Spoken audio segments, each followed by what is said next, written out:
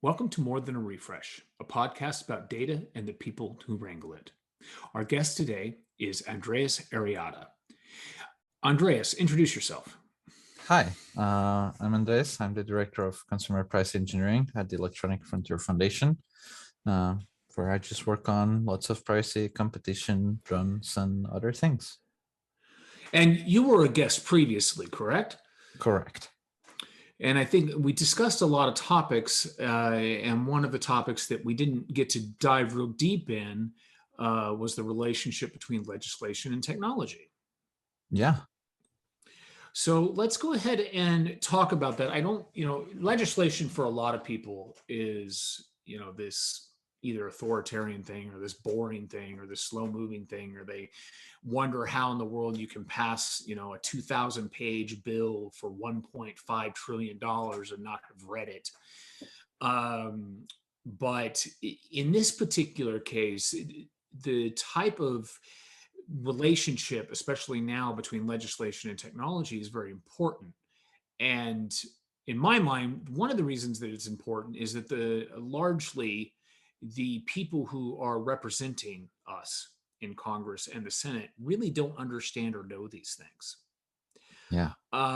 So before we get into that, let's just remind our audience what the EFF's kind of backstory and mission is. Well, what we do is we try to protect people's civil liberties in technology.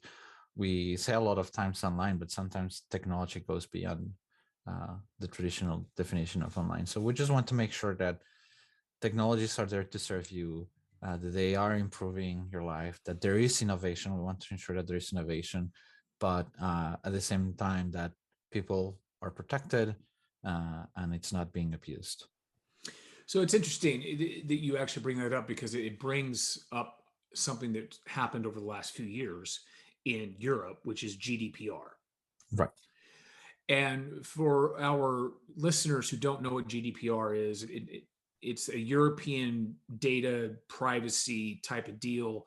But the way that it affects your life on an everyday basis, which is largely one of the more irritating things on the internet now, is anytime the first time you visit a website, a pop-up will pop up that says, do you allow this type of cookies? This is the information that we track, those types of things.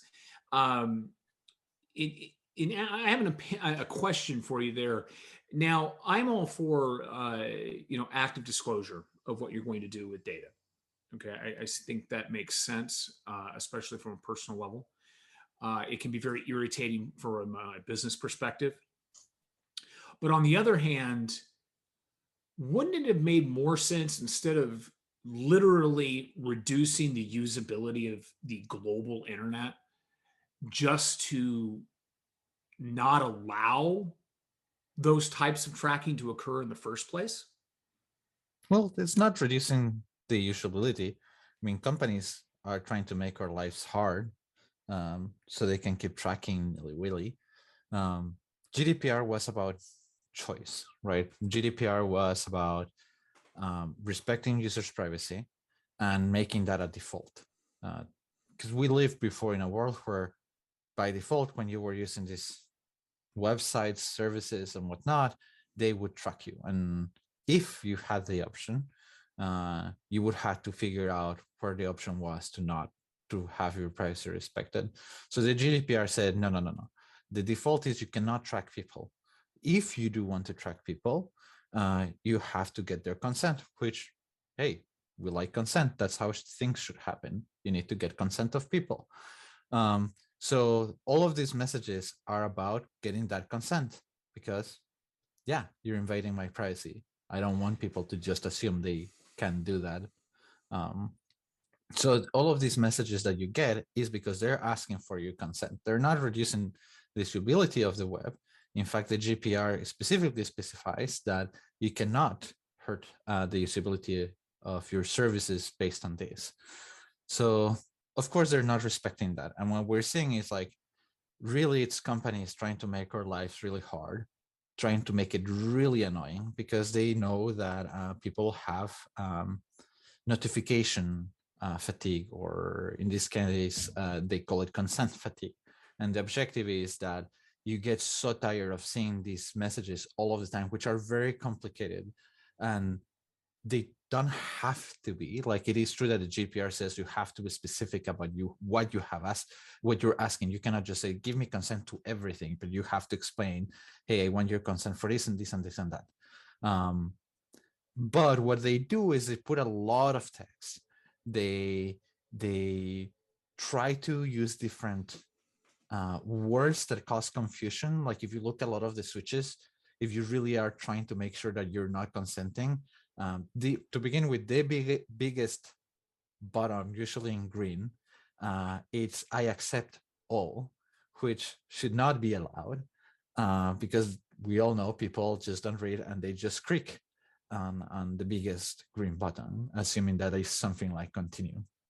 And if the default is that there is no tracking, then the big green button should not be tracking. But anyway, that's how they do it.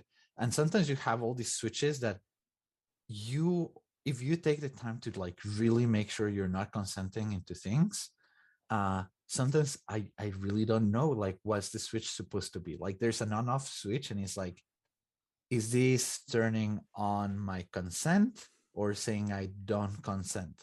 So they're purposely making it very hard against users. And I would say, like, it's not the laws that are making it hard, it's the companies that are trying to do everything they can to annoy us and not realize what we're choosing, and in effect violate the law. So I would say, like, the companies doing this, they're violating the law. Now that's interesting. I will have to disagree with you. I do think that it did remove usability. It was one of these good intentions gone awry. Because the fact is, if I, for example, if I bounce over to The Guardian for the first time, which is a great website, I am introduced with this pop-up for consent. Now, granted, I am a different level of user than your average user, but the fact that I have to go through this hoop in order to read the website, that is a direct result of the legislation. When in fact, in my mind, would have been better is just make it illegal, period. Sure. Right? Basically, the legislation tried to find a happy medium. And the reality is, when it comes to personal privacy, the default should be, don't track, no cross-site cookies, none of this stuff, period. And then if they want to have a little button that says unlock new features, and then a user can choose, if they wish to be tracked. I believe that, for example, you had or have a plugin, something like Privacy Badger for various web browsers that would help eliminate some of these problems. Is that correct? Yeah, so you're right that it would have been better if they said, like, in many ways, like, just don't, you cannot track this, and then no more notifications, not a more annoying consent regime, because simply they can't do it. And I do agree that in many ways that would have been easier, and that they didn't go that route because there were so many companies lobbying really hard, because their whole existence depends on invading people's privacy. Now there are, if you see, like, now there's like more and more politicians asking for a ban on behavioral advertisement and what that means. Like, everyone has their own definition. Yeah, I mean, the thing is, like, if websites really are annoyed about, like, if websites say they care and they want better experience, they can simply not track and not have to, like, show this whole consent framework. But we know that's not going to happen, hence why you're indicating that they should have just gone full on against this type of behavior. No, I agree. I mean, and one of the reasons it's not going to happen is a lot of these websites make their money how? They make it through advertising. Yeah. Right. And you need the contextual, the behavioral based advertising is how you get the deepest impact into the psyche of the viewer. Yeah. Go ahead. Well, so they definitely do they make a lot of their money from advertising.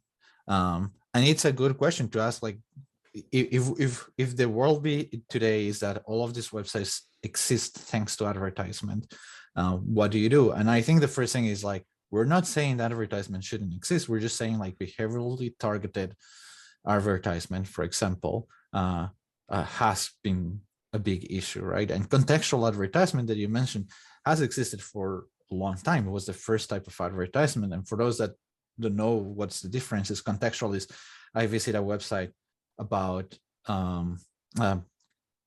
baby car seats because I was just looking at one. So you get advertisement for,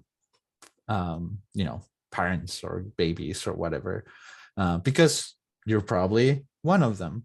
But you don't really know the person that is visiting. You're just assuming based on what kind of audience would visit the site, what kind of advertisement they would like, kind of like with TV or radio. Behavioral is when actually I know every individual because I've tracked through different tracking methods. They visited a bunch of sites. So not only do I know you are a male between 30 and 40 years old, living in the US, that probably has a baby, but I know all of these other details, like you like motorcycles and whatnot, right? So now you know something very, very specific to me, and you can show me very specific ads wherever I visit because you know who I am. So what we say is like behavioral advertisement is a problem that goes into the whole privacy aspect, but has a lot of other components like discrimination, discriminatory ads. So the question is, let me ask you yeah, a question there, because it seems like, I mean, and this could go into a huge political realm, right? But it seems like that. Why is that bad, right? And hear me out. yeah, Why can't we just allow the consumer to understand that the internet is a public square and that there is no actual right or expectation of privacy in the public square? And because the consumer or the viewer is choosing to go to these websites, right? So why is that actually a violation of privacy? Or why are we not just saying to people, look, this is your problem, right? If you're going to go on these websites, then you might be tracked. If you don't want to be tracked, install this plugin or use the Brave browser, or whatever, right? Don't go to those websites. So what is the core of the problem? As an engineer would say, what is the problem we're actually trying to solve here?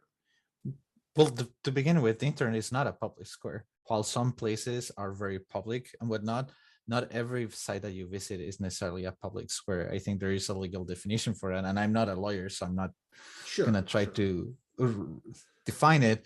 But when you go, like, you send a message to someone on WhatsApp, that is not a public square, right? Like that was a private that's why message. It's encrypted. Yes, but even if it wasn't encrypted, which I would hope that all of the messaging apps were encrypted, but even if it wasn't encrypted, it was a private message. It was a message that you sent from you to one or two people. This was not something you broadcasted publicly. And there is a very big difference. When you go to a store, you're going into private property. I wouldn't say that if you go to Target, that you're in the public square. You are not. And a lot of these interactions are very sensitive. If you visit sites for certain types of diseases, I would not define that necessarily as the public square. So I don't think it's a fair game to track everyone. And this would be equivalent to, well, what we're going to do is we're going to install cameras connected to these global central databases, and we're going to take photos of every single person that goes into every single place. And we're going to create these global profiles of every activity that you do. We're going to put a personal tracker on every single human being, and we're going to sell this to anyone that wants to buy it. And you have no control because, we've defined that you go outside of your house, that's all public, so it's fair game. And I think that's the equivalent. So interestingly enough, that already exists. If you have a cell phone, you're tracked. If you have a modern car, you're tracked. If you go through a red light, you're tracked. Right. So Yeah, where but where if you pull into that Target parking lot, they know they've got security cameras all over the place. Right. So where's the line, I guess? Now understand, I actually on this, you and I are in sync. I think that there is way too much surveillance. But the fact is, you can, unless you use cash and only cash, you are tracked, period. I mean, there are many ways in which you can track people, right? Like that doesn't mean that we do have something that is globally connected, Maybe that not has been globally, but within the legally United, ratified as that, right? well, maybe Like you were saying, not that globally, but in the United States, absolutely. you still have protections, right? Like they're not supposed to be selling your location data like that. Clearly, that has been violated several times in the US. It doesn't have the same strengths that the European Union or even some Latin American countries. But we've certainly done. I mean, while there is definitely in many ways it feels like a surveillance state, it's at least in the United States, it's not like in other countries where Well, it's not like Britain, right? it's not like Britain, it's not like China, it's not like Russia. There's lots of places where you're definitely surveilled at every times. And I think that that is a very good question. Is that a world where we want to be, where we say like, well, the corporations have won, and we should just surrender everything? And you were asking, well, where does that stop? And it's a good question. Like, well, if suddenly I can't go out of my house without everything about me being like tracked and sold to everyone, um, because many of these products now actually live, many of these smart products live inside of my house, does that mean that I no longer even have privacy in my house? Which is true for many of the products that we buy today. Like they are being used to track what you do inside of your house. So it's a good question, where is this line of like what's private and what's not? And this is why like user choice is so important. Like users can have a better understanding of what they want to keep private and what they're not, and why behavioral targeted advertisement should be down to consent of the users, or simply in some aspects it should not be allowed, right? And the question is like, well, when are these situations of when it's not going to be allowed? And I think a lot of us have been asking ourselves that question, and we're trying to define like, well, if we're going to say there's aspects where behavioral targeted advertisement is not allowed, what is it? And are there places that where we say, well, this is a place where you're not allowed at all to use someone's data? Are there cases where actually this would be bad, right? We like to think a lot of the edge cases just to figure out who we're hitting in ways that we didn't, in unintended, the unintended consequences. Yeah, and let's stop there for a second, because I think this rolls into, we talked about GDPR, and one of the EFF's key roles here is helping, or key core missions is legislation, right? Mhm. Civil liberties legislation in the digital world, right? Not versus the ACLU, which is a little bit more in the physical realm. Is there any specific legislation that the EFF is targeting right now? Something that is either being written or working through the halls of power, as they say? Yeah, so our international team continually worked before and continues working on everything that has to do with GDPR. There's a bunch of things happening in Europe about, there's a lot of questions of, should you tax big tech companies? But there's like good ideas and bad ideas. Like bad ideas like, oh, every click should be taxable. I think we've been fighting very hard against that. Here in the US, all of this, most of the state privacy laws, we've been involved in CCPA. We were very involved with that, and we're involved in what's new on CPRA. I always forget the acronym for new California one. And there's a bunch of in many states, so we do get involved with that. And we get involved with all of these ones at different stages. Sometimes like from the very beginning, with the people trying to write them, to sometimes more at the end. But yeah, I would say there's a lot of laws that we're getting involved with. privacy laws, probably most of the stuff that is actually probably gonna pass. Someone from EFF probably is involved talking to representatives there. Yeah. Is there a specific piece of legislation that that EFF is targeting, like right this second? I mean, is there, or even more importantly, is there a piece of legislation that is passed in the U.S. that we wouldn't know that the EFF had a hand in help craft for the benefit of the consumer? Oh, that's a good question. I think right now people, whether they are aware of being involved for a long time with this or not, is Section 230, which is basically the one Is it's that been the talked. publisher versus platform? Yeah, it's a lot about the immunity from liability for providers. So this is like, we've seen it a lot used very politically, saying that this is what's protected big tech from censoring Republicans or liberals. They actually hear both sides just use similar things, Sure. complaining that it helps the other one, right? And I think, and many are asking for to get rid of Section 230. And we've been warning people that this is not. First off, what they're complaining is actually not.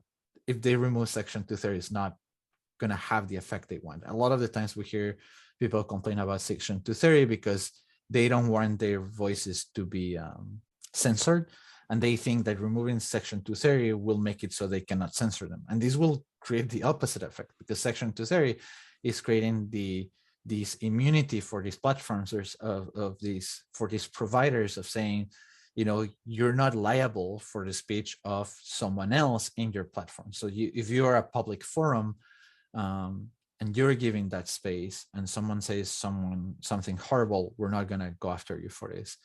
If you remove that protection, then, you know, as a platform, you probably are going to be very heavy-handed on the censorship, because if you're now liable for everything that everyone says in your platform, you're probably going to be very, very careful and just like block as much stuff that is even like near the line. You just don't want to be anytime crossing the line. So you're just going to take very heavy-handed measures.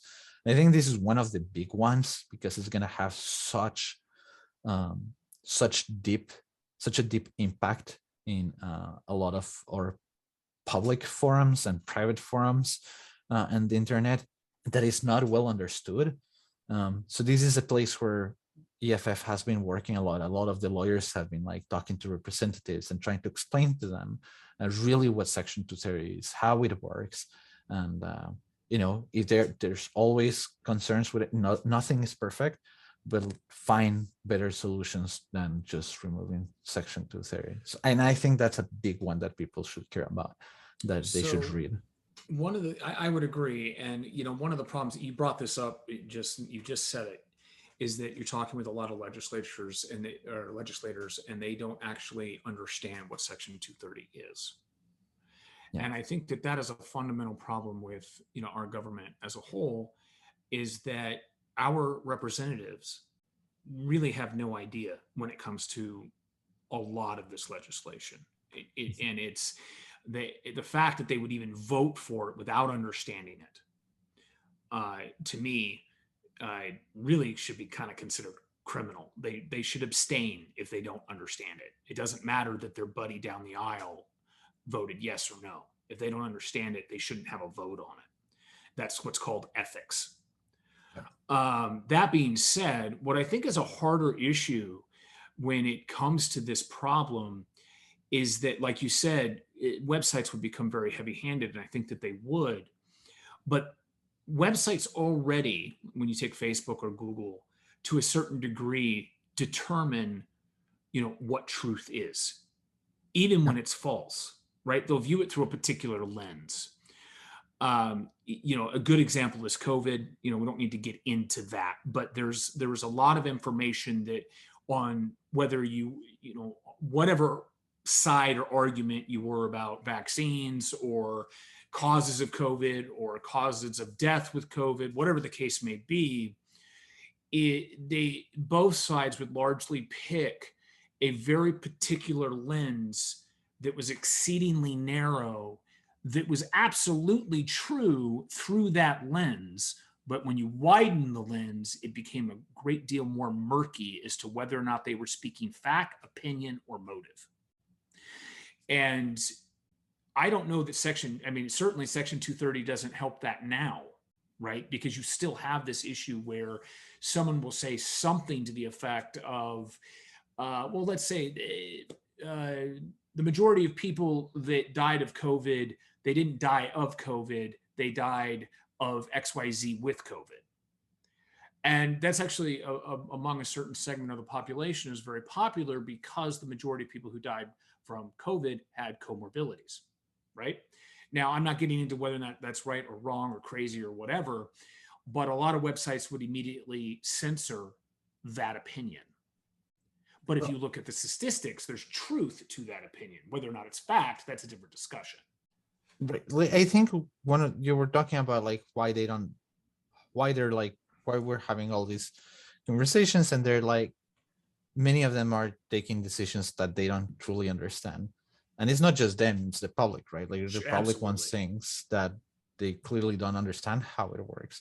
And I think it's because, I don't remember if we mentioned this last time, but we're used to a world where things are very clearly labeled and they have a box they belong.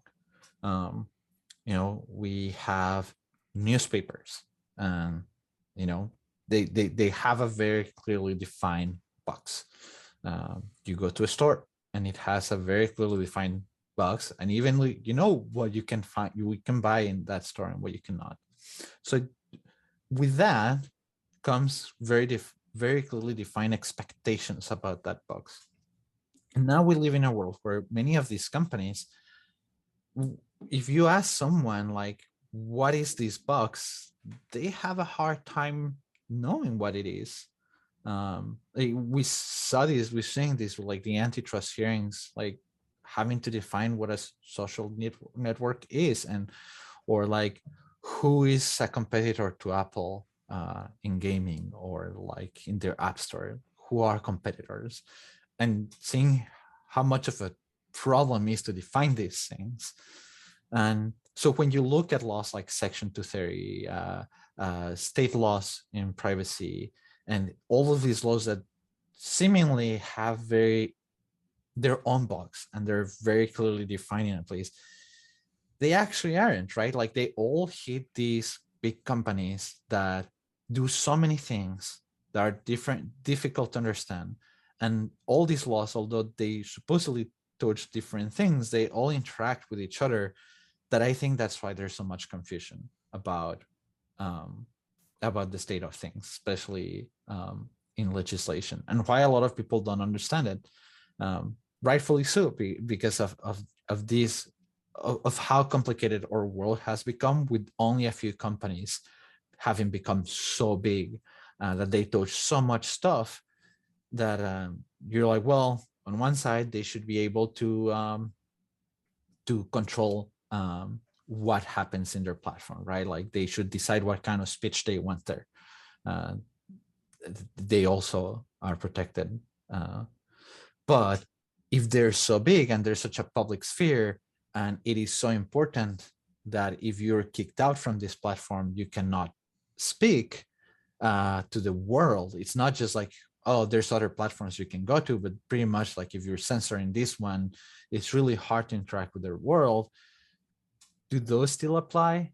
And I think these are all good questions. And instead of like thinking through about this might be a question of the size of these companies, I think we're getting into like very small battles, and we're not seeing the larger picture. And I think a lot of the issues why I'm like so passionate of the competition aspect is that I think a lot of these issues come because of the size of these companies, because it's just not the same to be banned from a small social network from the one social network that everyone uses, and everyone actually will see whatever you have to say.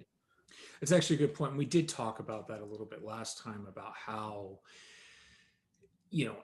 how everything is kind of interconnected now amongst, half a dozen very large companies, Yeah. right?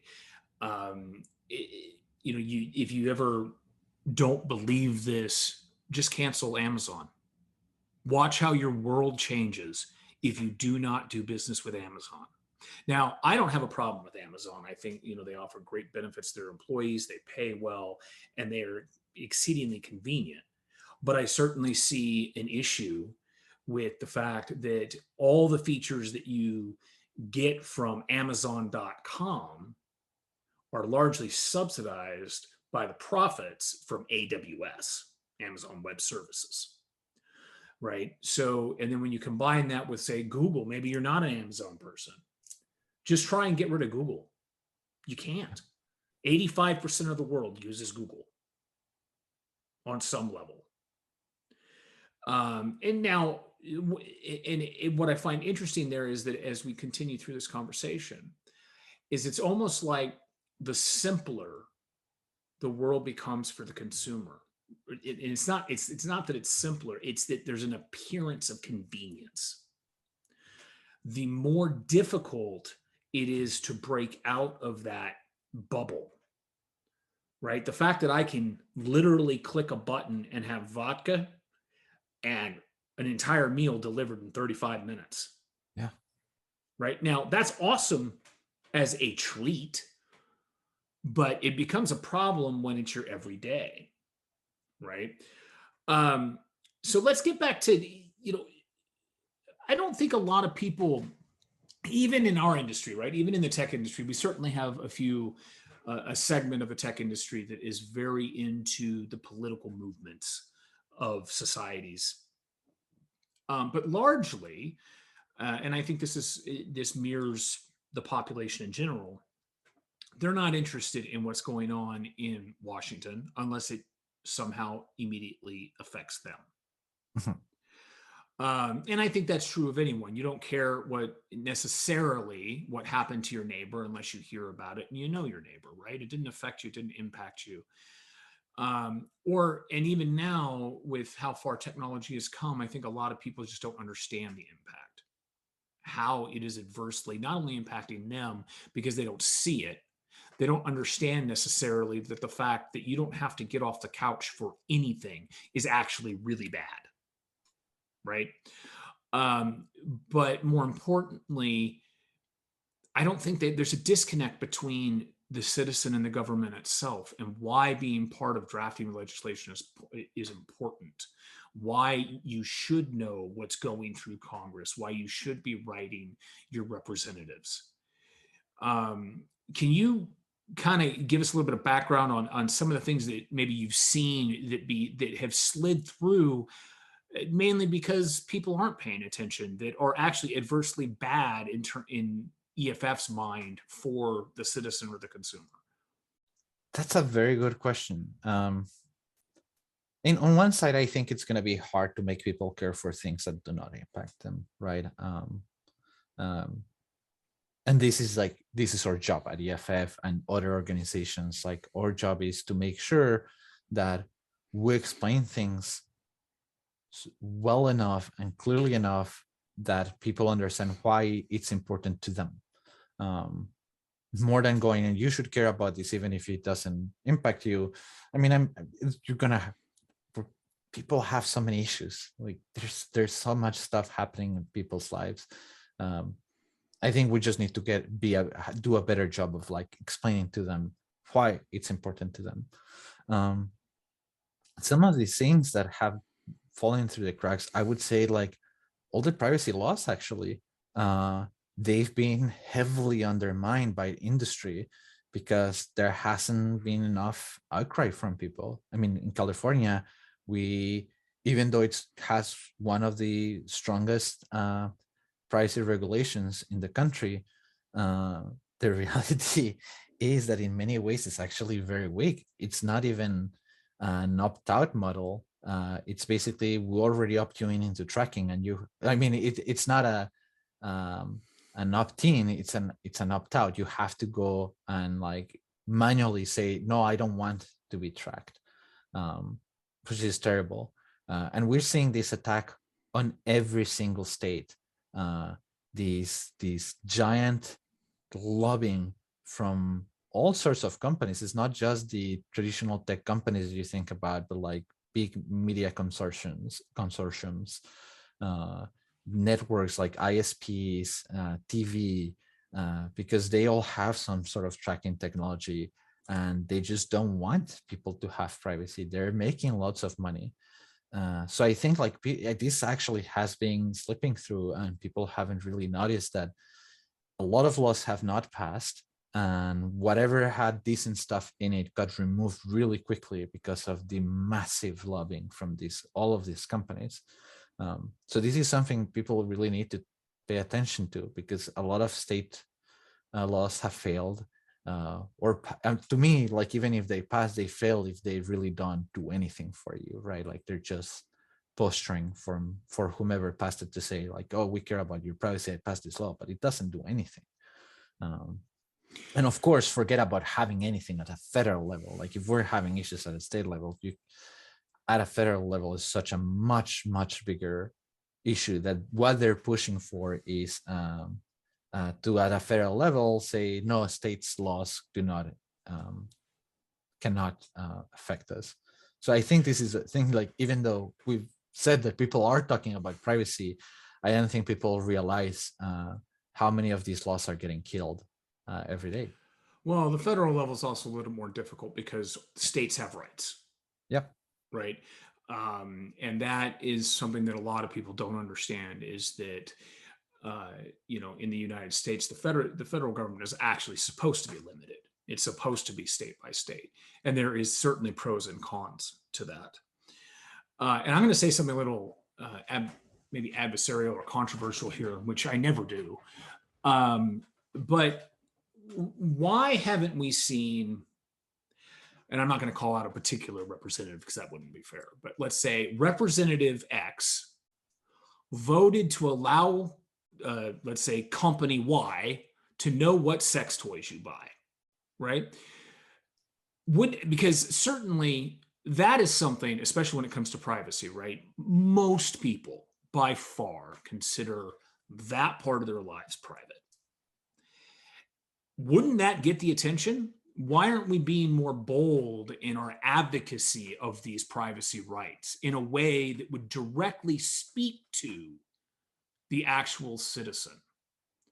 Right? Because what I run into a lot is obviously, as I mentioned before, I'm a Second Amendment advocate.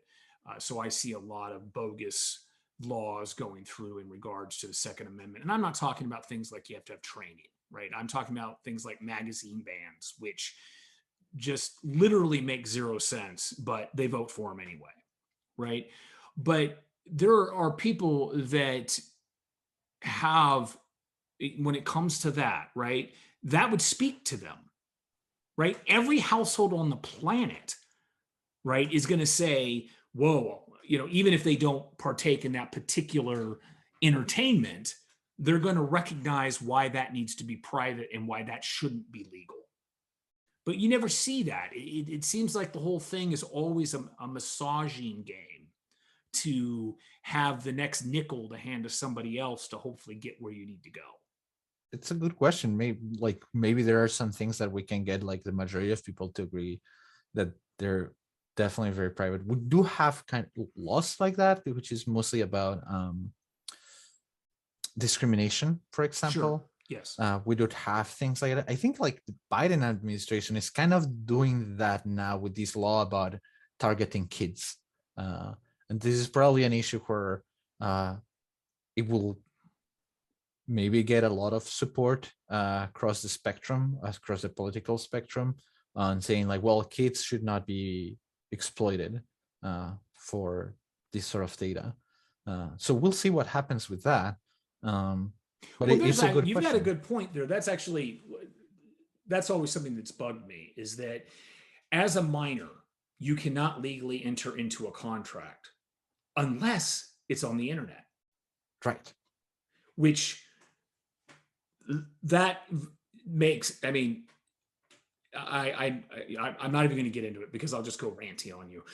But I will go just, I mean, if our producer was actually on the line right now, she'd be like, no, wait, stop, don't bring up this subject. Yeah, I mean, think about that, listeners. As a minor, if you in the United States, if you are under 18, you cannot legally enter into a contract unless it's the internet, Facebook, Twitter, Instagram, which is documented, studied as being mentally bad, especially for teenage girls. But they're legally allowed to enter into that without parental consent. So anyway, I agree with you. You know, I think that anything that targets minors basically should just, it needs to be so heavily scrutinized to be all but impossible to pull off. Because, go ahead. No, keep going. What I was going to say is because, especially when you're talking about, let's say 10, 11 years old, all the way up to really 25, 26, you're in this world called adolescence. Your brain is not fully formed. You are highly impressionable, highly impulsive. And what they are doing, what companies are doing to young people on the internet is grooming. That is what they're doing. Grooming is normally a term used for people of authority associating with younger people to influence their actions, to go into a certain direction that most people would not accept. But what these companies do, your TikToks, your Instagrams, your Facebooks, they are grooming our children so that when they turn 18, when they turn into money spenders after college, they have a lifetime customer. Yeah. But it also, I mean, this is exactly what they were trying to do, and why there was so much outcry with Facebook doing all these experiments, how to bring even younger and younger and younger people, how to capture them, bringing, like, what was it, the Instagram version for kids, like, yep. I mean, but there's like, okay, like, to say that we all agree that kids should not be targeted these ways. Now the next question is, how do you know it's a kid, right? How do platforms know it's a kid for sure?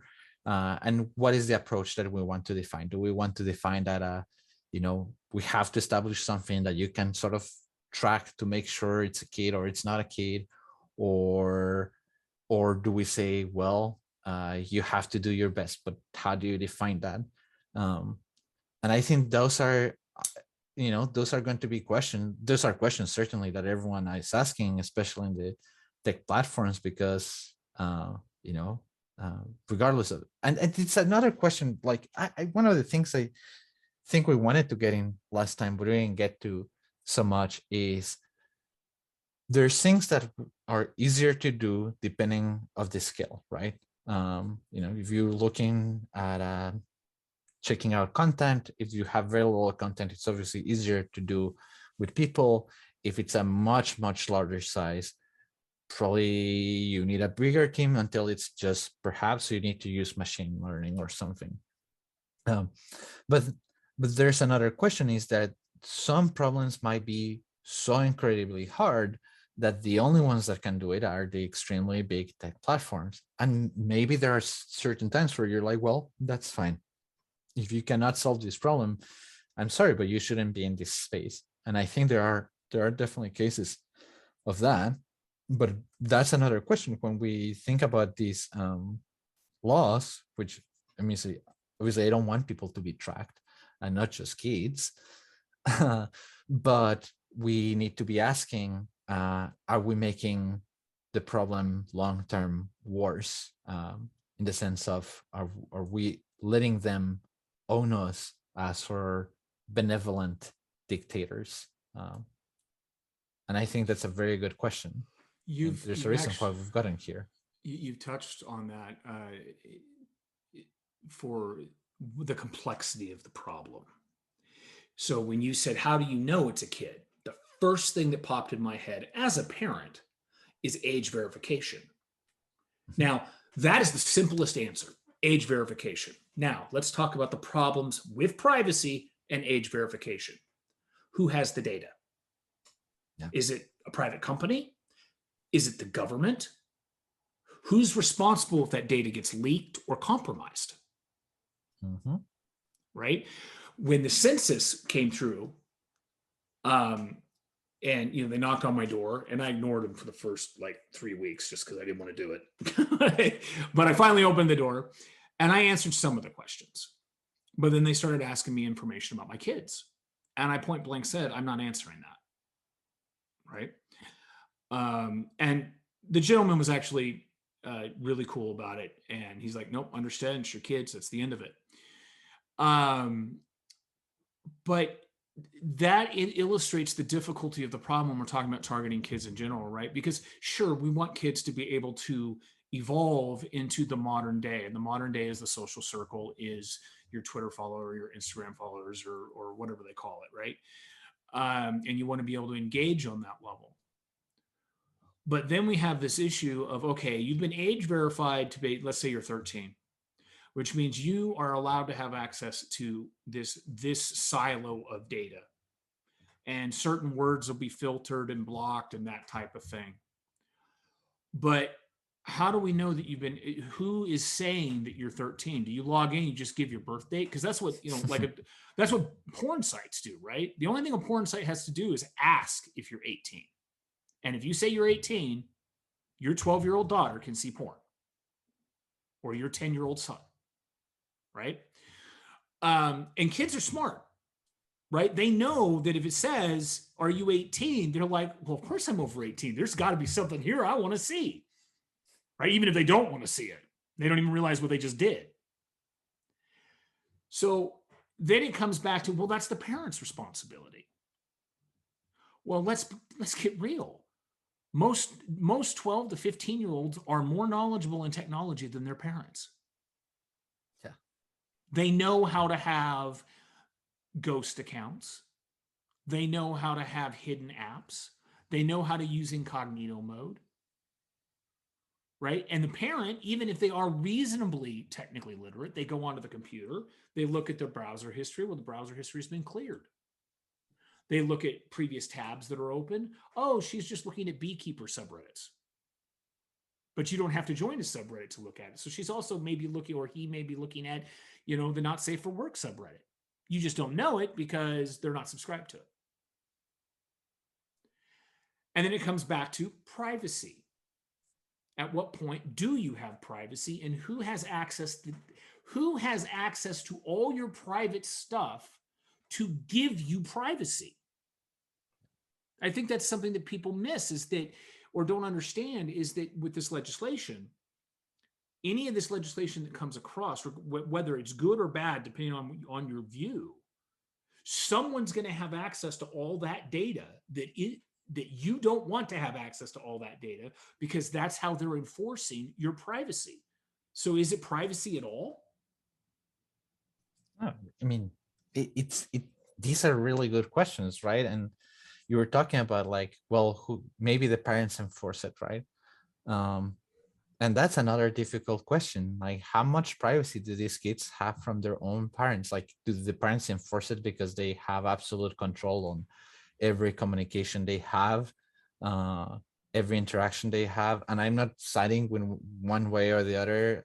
Many times when it comes to kids, like as a parent myself, I'm like, I think for many things you have to figure out what works for you. There's no magic formula to be a parent, clearly. But when you look at a lot of the apps for helping parents monitor what their kids do, these are the apps that were used by stalkers to stalk on partners. Mm-hmm. And if you look at the statistics of abuse on minors, many of the times are from family members themselves, and sometimes they actually need protection from these family members. So where is that balance, right? And I think that's why it's so difficult, because you can't just like point and be like, yeah, it's easy. Here's the line. Here's the balance. Which is why it's so hard. And maybe the problem with kids, while on one side we can be like, oh, we all care about kids, we want them to be protected, actually becomes a much more difficult issue than sex toys, for example.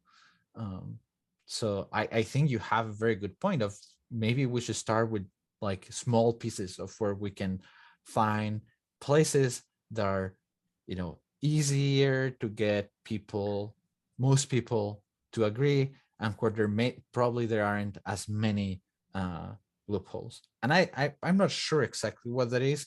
And maybe the answer is, well, why do we keep making trying to find one little thing, and we just give people privacy and that's the end of it? Um, maybe the easy solution is that it's not just about kids, it's about everyone's privacy, and that uh, unless we can find clear places where society really needs something, we can figure out if we put some exceptions for that. But maybe the answer is exactly that: everyone gets privacy. It's not about just kids. Well, I mean, it's an implied right. Yeah. Right. I mean, that by law, it's implied right that we have a right to privacy. And I would agree with you that as of 18, right, you have a right to privacy, and that should be the default, right? You just have a right to privacy. You have to opt in for everything, not opt out, opt in. Yeah. It does get a little bit more complicated with kids, though. Yeah. For example, if let's say you have a daughter who's 13 years old, makes a bad decision, ends up pregnant, and goes and gets a procedure to terminate the pregnancy. That's completely legal, and I'm not arguing whether it should or shouldn't be. That's not the point of my discussion. The point is that the parents don't have to know, but the parents might have to pay for it. So there's weird oddities for minors, and I think it is more complex with minors because you get into all kinds of weird stuff with minors, including other rights like freedom of religion. But for adults, certainly, it seems to me that it's actually pretty simple. Stop selling your rights. Right? That's what Google does. That's what all social media companies do, is they're selling your rights. They're basically trying to find ways to monetize your rights to your privacy, rights to your outrage, to freedom of speech, whatever the case may be. So as an adult, it seems to me that if our representatives were truly working for the people, that it would just be, you have a right to privacy. It's black and white. Now you can opt in. I can opt in to share my data with Amazon so that I get better suggestions for things that I want to buy. That's a convenience for me. I don't mind. But if I don't opt in, I actually have to do a little bit of work to search for it. Yeah. I mean, surveillance capitalism, right? Like, you just keep seeing how insanely huge it's become and how many interests fully depend on it. That it's just crazy. It's just crazy to realize how big this business has gotten and how many billions, trillions are generated and depend on it. Well, interestingly enough, and before we get too long in the tooth here, one of the things that people don't realize is the cascade effect.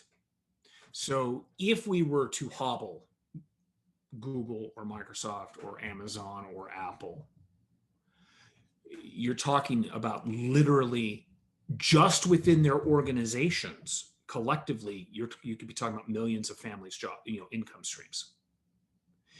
And once that happens, now you're talking about all the software and hardware and other people involved, whether it be human resources individuals of other companies, whether it be server hardware that they're selling, whether it be software developers who are providing, is a cascade effect. So for us to actually bring the hammer down, as Thor would say, you could do some very immediate bad for the long-term good. Yes, and I think that is the key, and we've seen this like in antitrust before, right? When we had like the consolidation of industries, you have the railroad, telecommunications, and in reality, long term, we actually gained. The market became bigger, became more innovative.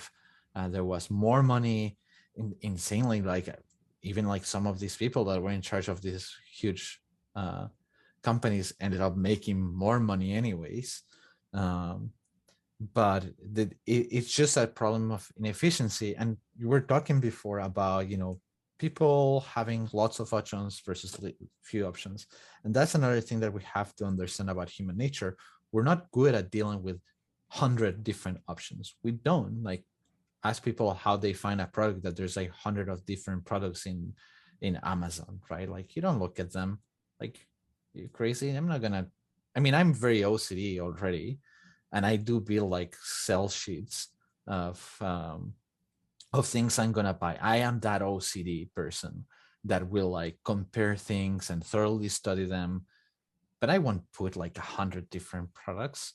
And this is a problem that we don't have a solution for. Of, well, people like options, but they don't want too many options. Too many options means that you already don't know how you're not already making a decision. Like thinking it thoroughly. You're not really comparing everything. There's too many options. So how do you do that? Well, and that's a perfect example. I've gotten to the point now where if I'm shopping at Amazon, I type in what I'm looking for. I select must be on Prime, and then I say sort by customer reviews. Mhm. And if the top one's in my price range and it's got the best customer reviews, I don't even think about it. That's what I buy. I'm not going to spend 3 days sorting through to find that one obscure Mercedes in a bucket of Volkswagens, right? I'm just going to buy the best Volkswagen. I got better things to do. Yeah. Let me ask you this. What, obviously you and I could go on about this a lot. What's an emerging technology that right now that you feel are going to affect our right to privacy the most? I don't know if I mentioned before drones. Yes, we talked about drones last time. There's drones. There's I don't necessarily I don't know if a new technology, but I think like what we're seeing right now with how we treat metadata. I think this was one of the points that we wanted to talk. I think metadata, the definition of what it is and how we protect it.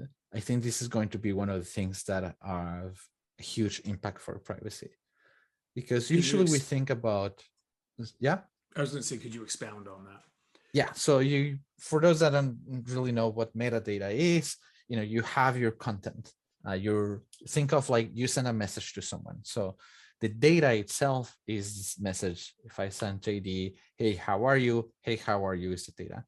The metadata is the data about that communication. It explains information about that communication that might be necessary for that communication to happen. For example, who is sending it, who sends it to whom, at what time, from where. Like if you're using your phone, you need to know location so you know where that message has to be delivered. And we've had some discussions before, like if you see at the lawsuits with the NSA, a lot of it was about like, well, metadata, they would like minimize how metadata is, if it's even that important. But metadata tells you a lot. And why I think this is a big thing is that because while we concentrate a lot on the data itself, on the messages themselves, of the content itself, a lot of the privacy invasions happen and will move as we strengthen privacy protections to understanding that metadata. So I don't see as much fight about that metadata because it's a little bit more complicated to fight for that.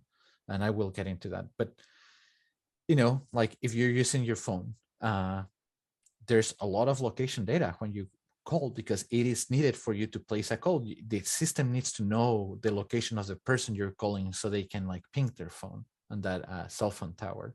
And that way, when you visit a website, there's a lot of metadata. There's a lot of information. We talk about fingerprinting. Like when you go to a website, they know what kind of fonts your browser has, what type of browser version, like if you're in a Mac or Windows or Android, or and all of these things, while they seem not important, like why would me having um, Firefox on a Mac would be that important, is because when you sum it with a lot of other things in that metadata space, you suddenly build like a unique profile of someone. You can actually get interesting information.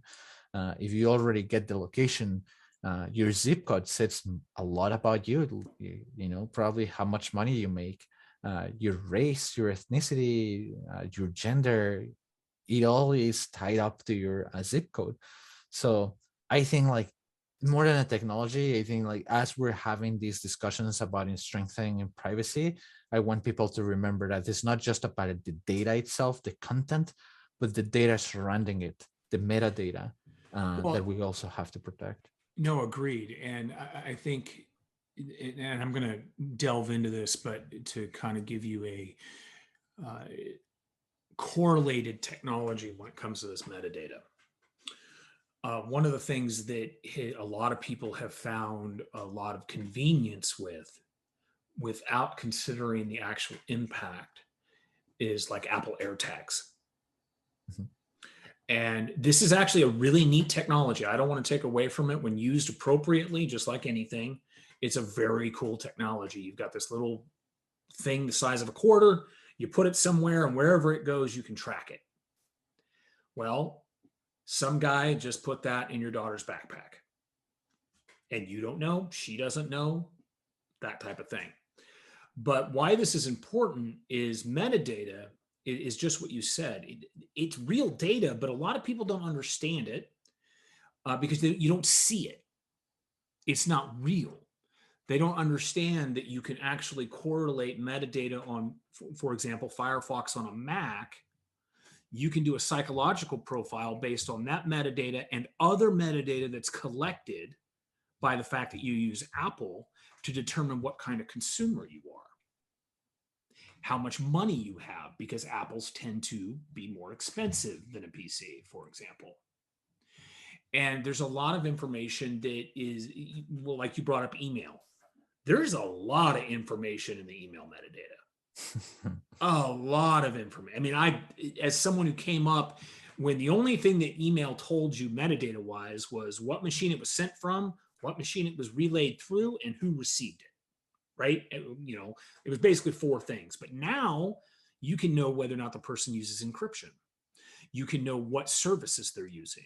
You can know there's email clients that will embed other data for tracking purposes, right? All that type of stuff. And you're absolutely right. When I was growing up, metadata was not electronic, it was physical. And this would be an example of metadata. And you brought it up with zip codes.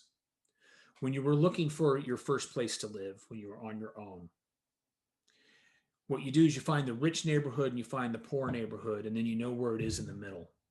And then you look at the cars. And it doesn't matter if the cars are old, it matters if the cars are maintained. If the cars are maintained, you know you're in a safe neighborhood. And they may not have as much money as the next person, but you're in a well taken care of neighborhood, and it's generally going to be safe. So, but it's also going to cost less. So that may be where you can afford. One of the other types of metadata that you would do back then is that you would go to the neighborhood at night where people partying, where there are people, on their porch drinking, where there are bands playing, whatever. And you can use that type of observable metadata to make determinations of whether or not you want to live in that place. But now, a lot of that metadata, all that metadata, is coming from you that you don't see based on your daily interactions, whether it be from your internet connected refrigerator, which knows whether or not you need milk, to the location of where you just made whatever phone call. And I would agree with you. I mean, but that's even more complex, because that is one of those things that is very useful. If you have someone who disappears, you can get a warrant, and the cell phone company will tell you this is the last triangular place that the phone receives signal. And if the person has location services turned on, you know within 3 feet or less where they were. You But call how do 911. you, yeah, 911, that's another perfect example. But how do we keep our privacy in the age of all this convenience, which is supposed to be for good, but can so easily be used for bad without becoming an authoritarian state? One of the common things, jokes is it's only illegal if you get caught. Well, if everybody's got access to all this data, you're guaranteed to be caught sometime, even if you didn't even realize it was illegal. We have so many. I mean, the Supreme Court talked about this recently in a Fourth Amendment case. We have so many laws now. I can't go from my house to the store without breaking a law, and I didn't even know I broke it. You were talking about like a simple life and without going into totalitarianism. And it's funny because I was just reading about, some totalitarian regimes and how people got there.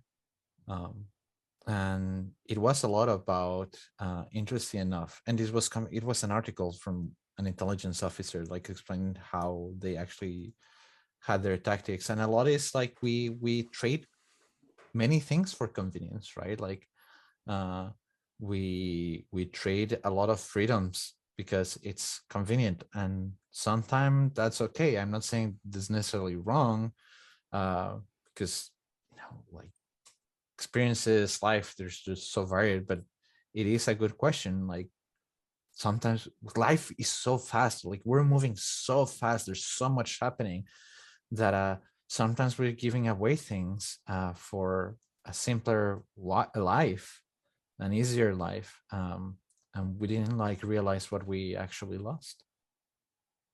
No, that's absolutely true. My daughter, my youngest, is going to be 17 here in a month or so, and she's recently really got into political systems. And she asked me at one point, is a dictator really bad? And I said, well, here's the great thing about dictators. If they're good, they're really good. But if they're bad, it's really bad. Right? Because if you have a good person who's a dictator, all the crap goes away. We're going to feed people. We're going to provide mental health services. We're going to do this, this, this. People will be taxed fairly, whatever, right? And it's good. But life is finite, and the next person who isn't so good has that same power, and then all of a sudden you're fighting in the streets for toilet paper.